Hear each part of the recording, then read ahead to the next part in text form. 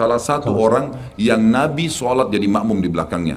Karena waktu turun Nabi Isa, orang sudah tahu semua ini akan turun. Lagi berkumpul gini mau sholat, pas mau iqamah sholat, Isa alaihissalam turun. Bismillahirrahmanirrahim.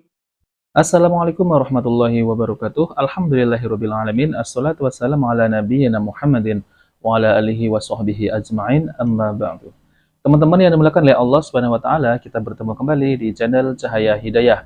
Jadi di video kali ini saya akan mengajak teman-teman untuk mendengarkan tausiah dari Ustadz Dr. Khalid Basalamah MA Hafizahullah taala, yaitu tentang terkait masalah kemunculan Imam Mahdi. Jadi Imam Mahdi ini garis keturunan dari jalur Fatimah binti Muhammad sallallahu alaihi wasallam dan dari keturunan Al Hasan bin Ali radhiyallahu anhuma. Nah, teman-teman, kita langsung saja mari kita simak video penjelasan dari Ustadz Dr. Khalid Basalamah MA Hafizahullah taala, yaitu tentang kemunculan Imam Mahdi.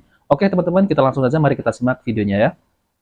Allah berikan petunjuk sehingga dia menjadi baik langsung, gitu kan. Tadinya dia faham agama tapi belum diaplikasikan, sekarang dia langsung Allah SWT ubah menjadi orang yang saleh dalam sehari semalam. Lalu kemudian dia jalan. Ada banyak riwayat yang menyebutkan ciri-cirinya. Di telapak tangannya ada seperti bekas ya, tanda lahir.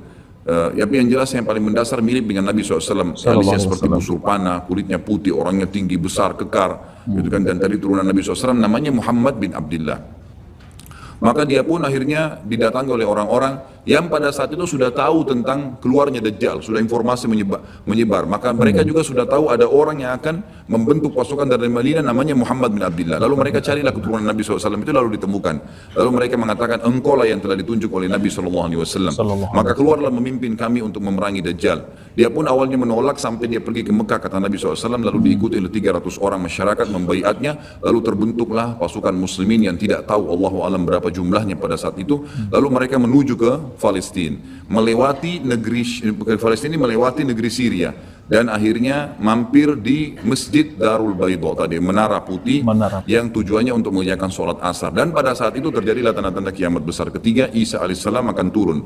Kata Nabi SAW, Isa alaihissalam akan turun, rambutnya basah, meneteskan air, dan memegang dua sayapnya malaikat.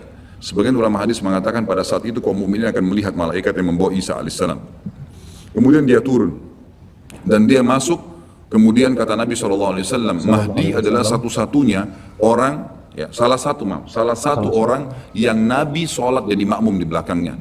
Karena waktu turun Nabi Isa, orang sudah tahu semua ini akan turun. Lagi berkumpul gini mau sholat, pas mau iqamah sholat, Isa alaihissalam turun. Dan orang-orang sudah mengatakan Isa sudah datang. Jadi informasi pasti, bukan lagi yang diragukan, bukan masih nebak ini Isa atau bukan. Mereka sudah tahu. Turunnya kelihatan dan mereka masuklah. Lalu kemudian Mahdi mengatakan, silakan memimpin hai Nabiullah. Kata Nabi Allah, imam dari diri kalian, dari kalian sendiri, dari kaum muslimin. Maka akhirnya dia pun menjadi imam. Kemudian terbentuklah pasukan tersebut, tiba di Babulut. Saya tutup dengan kisah Babulut ini.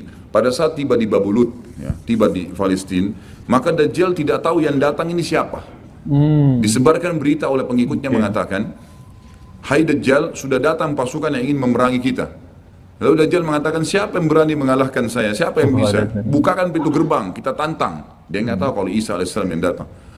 Jadi teman-teman ya, Dajjal ini dengan sombongnya, dengan congkaknya itu menantang Nabi Isa alaihissalam. Namun kenyataannya Dajjal ini tidak ada apa-apanya, ya, yaitu ketika melihat Nabi Isa datang nanti. Oke teman-teman ya, kita langsung saja, mari kita lanjutkan.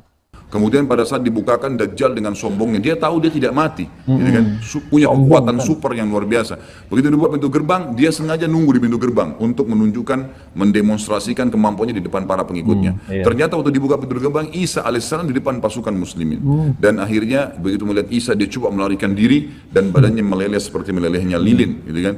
Jalan terus meleleh sampai akhirnya Isa alaihissalam mengejarnya sambil mengatakan, wahai musuh Allah, sudah saatnya kau mati. Diletakkan di tanah, ditekan oleh Isa alaihissalam, lalu kemudian ditombak di antara dua matanya dengan tombak emas, yang akhirnya membuat Dajjal mati.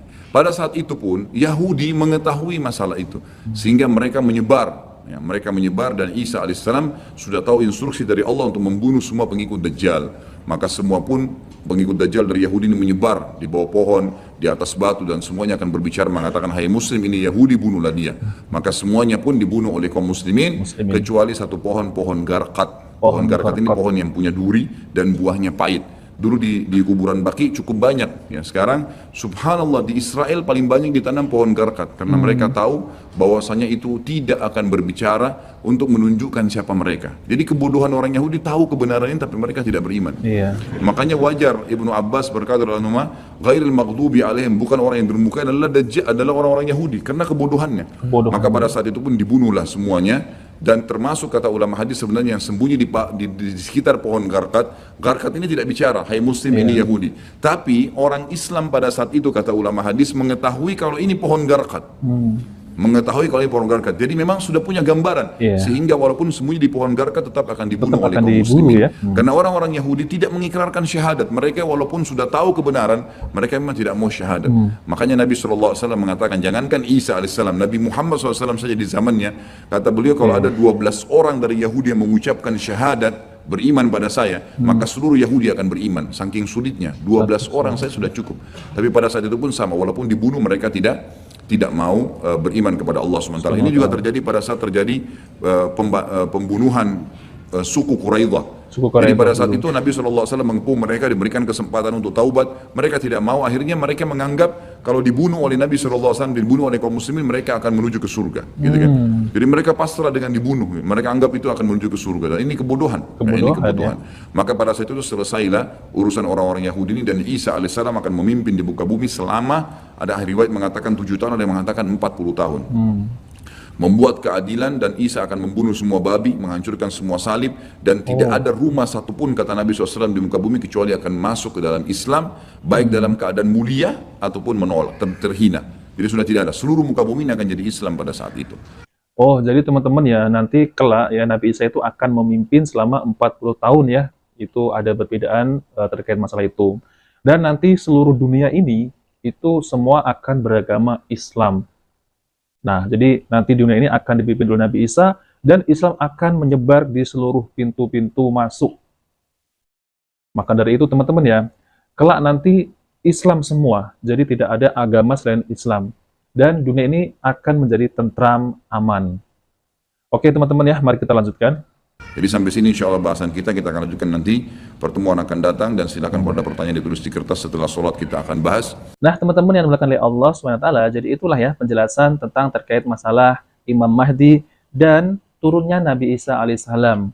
Oke teman-teman ya, jadi kita bisa mengambil ya kisah ini untuk apa? Untuk menguatkan keimanan kita kepada Allah SWT.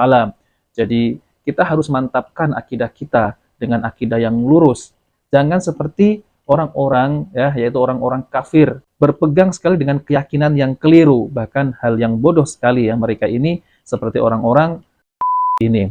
Mereka ini ya teman-teman, padahal sudah tahu tentang kemunculan Imam Mahdi dan tentang kebenarannya Islam.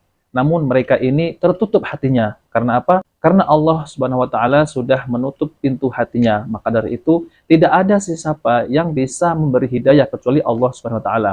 Nah, oke teman-teman ya. Jadi video ini sudah cukup ya untuk kita dengarkan dan kita fahami tentang terkait masalah kemunculan Imam Mahdi dan terbunuhnya Dajjal. Oke teman-teman, jika video ini bermanfaat, jangan lupa like dan subscribe di channel Cahaya Hidayah. Wabillahi taufiq wal hidayah. Wassalamualaikum warahmatullahi wabarakatuh.